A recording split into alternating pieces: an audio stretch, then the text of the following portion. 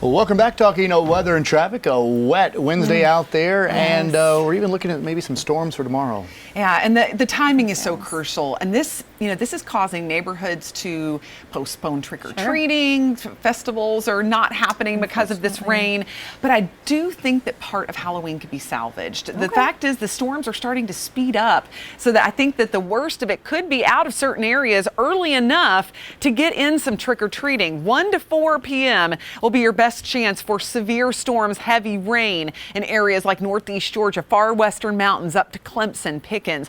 Then that line would transition to the central part of the upstate 3 to 6 p.m. I think by 6 o'clock, Spartanburg, Greenville, you will be clearing. But remember, you need to wait about 20 to 30 minutes after that last rumble of thunder to let the kiddos out and do their trick-or-treating.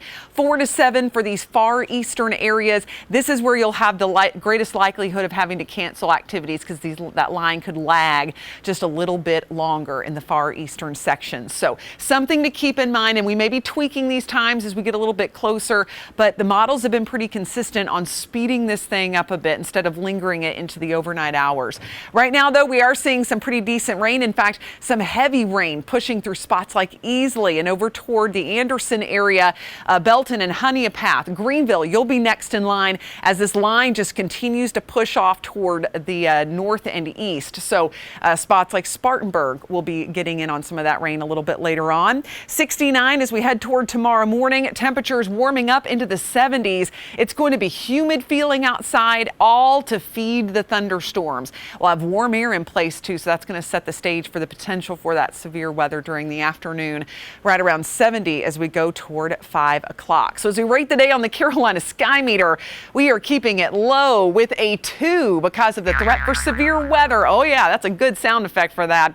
And the fact that this is going to be such a high impact event because it's going to affect so many kids that want to get out and trick or treat during the afternoon and evening. So storms between 2 to 7 p.m. clearing from west to east. And then we're going to be looking at breezy conditions.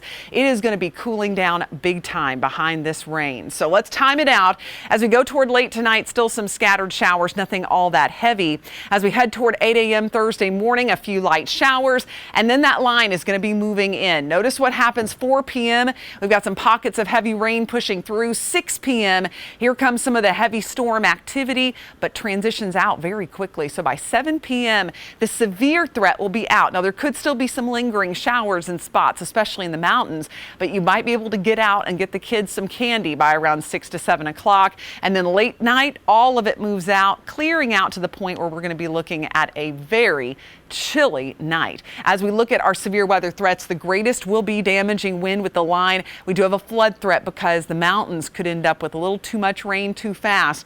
Low end tornado threat, but cannot be ruled out because of the fact this system is so dynamic, so much going on with its wind field, but the tornado threat will be higher farther east of our area. Now take a look at your next 7 days. It's going to clear out going into Thursday night, and then on into Friday, we're looking mostly sunny. Highs in the mid 50s to low 60s. We're going to start in the 30s to around 40, and then 30s all weekend long. At night will be falling back as you head towards Saturday night into Sunday.